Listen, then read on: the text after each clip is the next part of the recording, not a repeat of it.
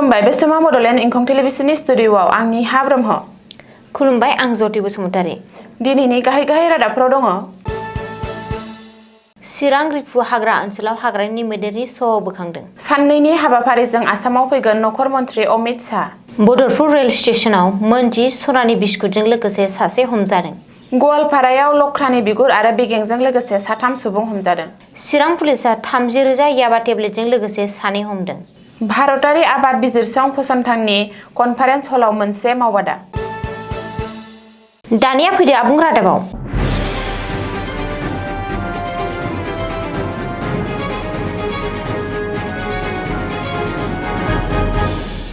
चिरां जिल्लानि भारत भुटान सीमा ओनसोलनि रुनिकाटा रेन्जनि बेन्दोङाव थानाय खराइबारि हाग्रा ओनसोलाव गुलि नांना थैनाय मासे मैदेरनि गोथै सह बोखांनो हादों। सुरां सिखारिफोरनि हान्जाया हाग्रानि मैदेरखौ शिकार खालामनानै एबा गावथारनानै हाथाइ आरो आथिंनि आसुगुरखौ देख'नानै लांनायनि सन्देह खालामदों। नाथाय हाग्रा बिफाननि मावफारियाफोरा गोथै मैदेरखौ पस्टमर्टेम खालामनानै फबनायनि सोलायै हाग्रा गेजेराव गारना दोनदों। बे खौराङा सोराङाव फैनायनि उनावनो खौरांगिरिफोरनि मोनसे हान्जाया भारत भुटान सीमानि देवस्रि बनगावनि साखाथियाव थानाय चिरां रिफु रैखाथि होजानाय हाग्रा ओनसोलाव नायबिजिरहैयो, जेराव खावसे सेवलिनो लाहांनाय मासे हाग्रानि मैदेरनि सह'खौ नुहैयो। खौरांगिरिफोरनि हान्जाया जायगानि सुबुंफोरा मिथिहोनाय बादिब्ला हाग्रा गेजेराव मैदेर शिकार खालामनाय खौराङा थांनाय 23 जानुवारि खालिनो सोराङाव फैदोंमोन। 23 जानुवारि खालि बारजों गाज्रि मोनामफैनायखौ संदाननानै थांनायाव जायगानि सुबुंफोरा हाग्रा गेजेराव मासे मैदेरनि गोथैखौ मोनहैदोंमोन। रिपर्ट बादिब्ला सरासनस्रा नायबिजिरनायाव मैदेरनि सह'आव गुलि नांनायनि रोखा दागोखौ नुनायनि उनाव थैनायनि गुबै जाहोनखौ मिथिनो थाखाय पस्टमर्टेम खालामनायनि लाहार-फाहार खालामनाय जादों। गुबुन फारसे चिरां रिफु हाग्रा ओनसोलाव सोमोनांथावै हाग्रानि मैदेर थैनायखौ हाग्रा बिफाना खौरां बिजोंनिफ्राय सिखोमानो नाजानायनिबो अजद थिखांदों। नाथाय बे खौरांखौ मोननायनि उनावनो हाग्रा बिफाना नायबिजिरनो जागायदों। सोंनाय फिननायनि थाखाय 4 सुबुंखौ हमनाय जादोंमोनब्लाबो उननि समाव हगारफिननाय जादोंमोन होननानै मिथिहोदों हाग्रा बिफाना। बेनि सायाव हाग्रा बिफाना रुनिकाटा पुलिस थानायाव गांसे FIR होदों होननानैबो बुंदों। दिनै आसामाव दावबायगोन मिरुनि नखर मन्त्रि अमित शाह। अमित शाहआ दिनै 2 साननि हाबाफारि लानानै आसाम दावबायफैगोन। नखर मन्त्रिनि जरखा बिरखंआ दिनै हरनि 9 रिंगायाव गुवाहाटीनि बरझार बिरखं गाथोनाव लेन्डिं खालामगोन। बेनि उनाव नखर मन्त्रिया गंसे जरखा बिमानजों डिब्रुगड़आव थांगोन। रिपर्ट बायदिब्ला नखर मन्त्रि अमित शाहआ डिब्रुगड़नि मनिहारी रिजर्टआव हर थानानै सुक्रुबार खालि साननि 11 रिंगायाव डिब्रुगड़नि खनिकर गेलेग्रा फोथाराव मोनसे सुबुं थुबुरमा मेलाव बाहागो लानानै 4 बिथांखिनि अन्थाइ खाम्फा बेखेवगोन आरो मोनसे बिथांखिखौ जागायगोन। बेनि उनाव नखर मन्त्रिया धेमाजियाव मिसिं हारिनि मोनसे हाबाफारियाव बाहागो लागोन आरो मोनाबिलियाव महनबारी बिरखं गाथोननिफ्राय गुवाहाटीआव फैफिनगोन। मिरुनि नखर मन्त्रिया 15,000 मासि गोनां कनिकर माल्टिपार्पज प्रजेक्टनि गिबि खोन्दोखौ बेखेवगोन। साबुवानि मुलुग गामियाव गायसंजानो गोनां wild life health and research इनस्टिट्युटनि अन्थाइ खाम्फाखौबो नखर मन्त्रिया गायसंगोन। बिथाङा डिब्रुगड़ कनिकर माल्टिपार्पज स्पर्ट्स प्रजेक्टनि गाहाय स्टेडियामनि जिरायग्रा मासिनि बिबांखौ 5,000 निफ्राय 35,000 सिम बांहोनो थाखाय अन्थाइ खाम्फा गायसंगोन। अमित शाहआ आस्थानि वेटलेटफोरखौ बोखांफिननाय आरो फोथांफिन्नायनि अन्थाइ खाम्फा बेखेवगोन।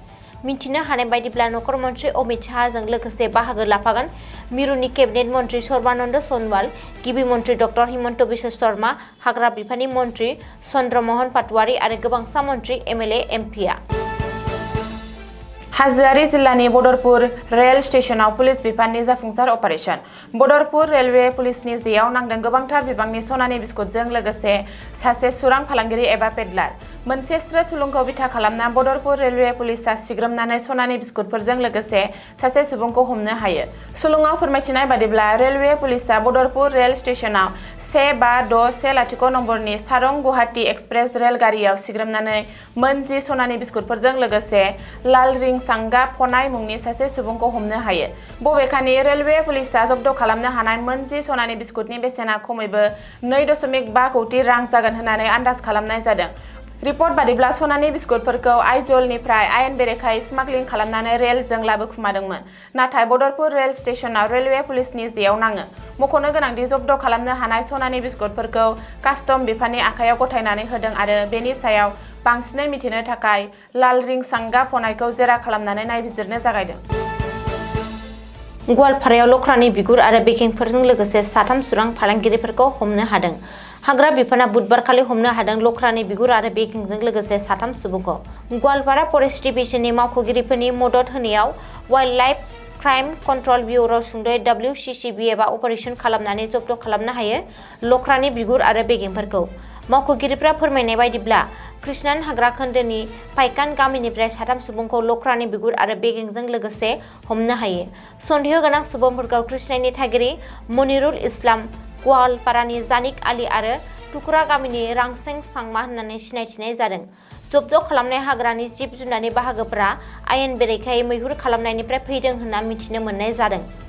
रिपर्ट बायदिब्ला हमजानाय 3 सुबुंखौ हाग्रा बिफाना जिम्मायाव लाबाय आरो WCCB आरो हाग्रा बिफाननि बे जाफुंसार अपारेशना हाग्रानि जिब जुनारफोरखौ होबथानाय आरो ओनसोलाव आयेन बेरेखा फालांगिनि नेटवर्कखौ फोजोबस्रांनो थाखाय सोलिबाय थानाय नाजानायनि मोनसे बाहागो होननानै बुंदों। आयेन बेरेखा ड्राग्स आरो निसा गोनां मुवा बेसादनि हेंथायै आसाम नाङै अपारेशन खालामनाया सोलिगासिनो दं। बेनि गेजेरावनो चिरां पुलिसआ कौटि रांनि जावा टेब्लेट बोखांनो हानाया खौराङा सोराङाव फैदों। मिथिनो हानाय बादिब्ला मोनसे स्रोत सुलुंखौ बिथा खालामनानै चिरां पुलिसआ सिग्रोमनायाव निसा गोनां 30,000 जावा टेब्लेटफोरखौ जब्द खालामनो हादों। AS01EA4496 नम्बरनि टयटा इटियस गारिनिफ्राय बोखांनो हादों 30,000 निसा गोनां जावा टेब्लेटफोरखौ। बबेखानि जब्द खालामनो हानाय जावा टेब्लेटफोरनि बेसेना खमैबो 4.5 कौटि रां जागोन होननानै पुलिसआ आन्दाज खालामदों। जावा टेब्लेट स्मागलिं खालामनानै लाबोनाय जाथायजों लोब्बा लाना पुलिसआ 2 पेडलारखौ खादों आरो आयेन बेरेखा हाबायाव बाहायनाय गारिखौबो पुलिसआ जब्द खालामदों। बबेखानि हमजानाय 2 सुबुंखौ 23 बोसोर बैसोनि मनवार हुसेन आरो 29 बोसोर बैसोनि शहीदुल रहमान होननानै सिनायथिदों। बिसोर सानैबो बरपेटा जिल्लानि थागिरि। बेनि सायाव बांसिनै मिथिनो थाखाय पुलिसनि नायबिजिरनाया सोलिगासिनो दं। दिनै बिस्थिबाराव भारतारि आबाद बिजिरसं फसंथाननि कनफारेन्स हलाव एम्फौ होबथाग्रा बाहायनाय आरो आबाद मावथांखियाव सुबुं आयदानि सायाव मोनसे मावबादा खुंफुंनाय जायो। धेमाजि जिल्लानि गगामुगनि दिरपाय सापारियाव IARI आ खुंफुंजानाय बे मावबादायाव गासै 125 आबादारिफोरा बाहागो लादोंमोन। IARI नि गोनोखोआरिफोरा आबाद फसलफोर एबा फिथाइ सामथाइ आरो मैगं थाइगंफोराव माबोरै कीटनाशक मुलिफोरखौ बाहायनाय जायो आरो माबोरै बेखौ रैखाथि गोनां आदाराव सोलायनो हायो जाय मानसिनि सोलेरखौ खहा खालामा बेनि सायाव टेकनिकेल सुबुरुन होयो। दिनैनि रादाबा एसेनोसै। गोजोन्थों।